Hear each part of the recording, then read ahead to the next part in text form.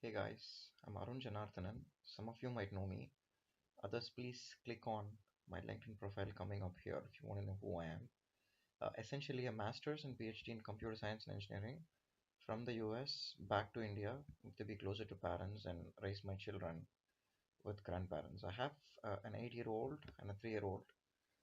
I teach kids, about 5,000 of them, mostly from the villages, some schools in Chennai, and a few engineering colleges. Essentially, I can shrink science, maths, let's say physics, chemistry, and standards 1 to 12. I can shrink it completely under 1 hour. In under 1 hour, you'll be able to appreciate why you are learning each of these chapters and how they are all connected through first principles. There is a key to learning maths and science, and it lies in splitting. It lies in splitting knowledge from skill. For example, multiplication is a skill, factorization is a skill, but knowing what are integers and fractions, that is knowledge. So if you develop an eye for these two components, knowledge and skill, and repeat the skill before acquiring the next piece of knowledge, then you can learn anything. And you have to understand that there is actually a system around you making new concepts intentionally hard to understand. And the system does that to you by intertwining this knowledge and skill. So, this is my first step. Separate them and you'll see great results. The second thing that you have to know is in India, we have a sorting problem in education.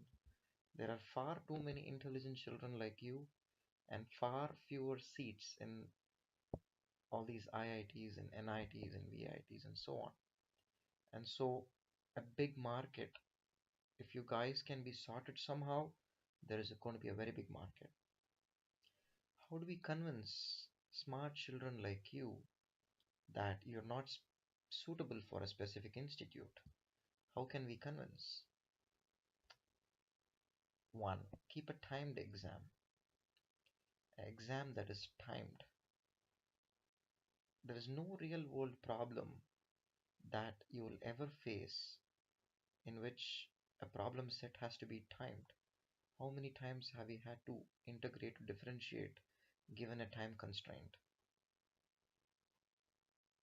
So, solving a problem under the time limit is the first way an institution or a system will sort you. But it just doesn't stop here, right? So every problem that you try to solve has a big trap for you. Remember this, guys. A big trap in every problem you solve for every intelligent child like you. There are two components to a problem. The first component is a small, cute concept component that works on first principles. There are some equations, but the concept is very cute and small. That's the first component. The second component is a bulky, bloated analytical component. And why does this analytical component help people to sort the children? Because it gives a nice bell curve, a spread of marks, depending on a lot of factors, like whether the child slept well the previous night, whether the child had access to tutors to crunch all the possibilities, whether the child ate his breakfast well before taking the exam, and more importantly, how well can the child read and absorb several lines of English in a problem statement, often not giving him time to translate to his native language. We will get to the part on how native language plays a role in problem solving a little later. So let's say that we agree now that there are two components, a small concept component, a bulky analytical component to every problem. But these examiners who are sorting, they still have a big problem to solve. And what is that? How on earth can you hide such a small concept component from the children's eyes? If you don't hide it, the child is going to solve all the problems correctly and you cannot sort one child from the other.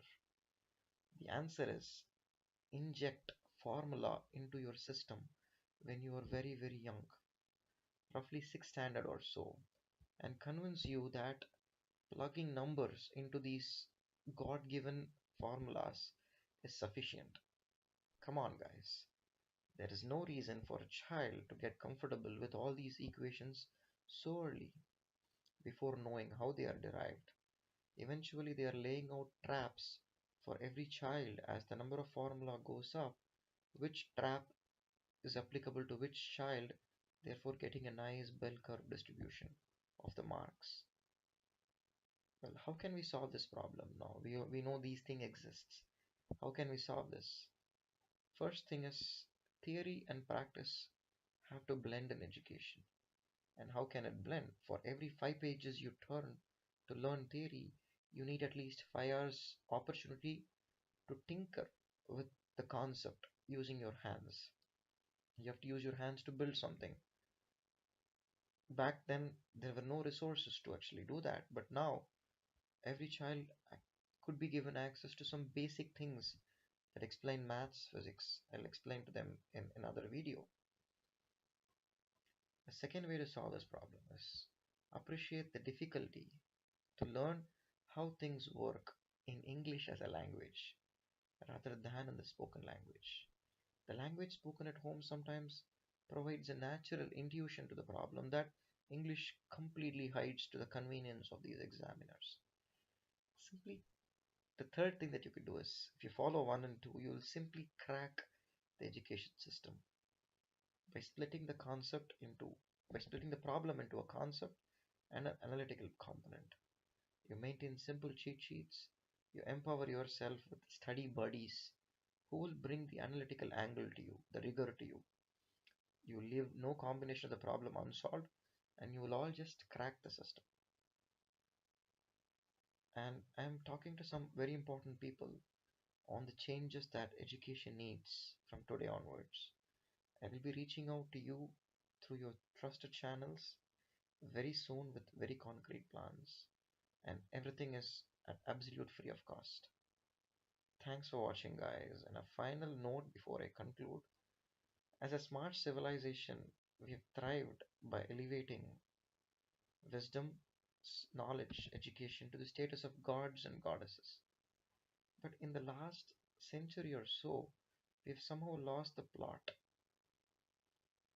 and we have to somehow make it again. Mata, Pitha, Guru, and then Devam. And I really want to be that Guru for you.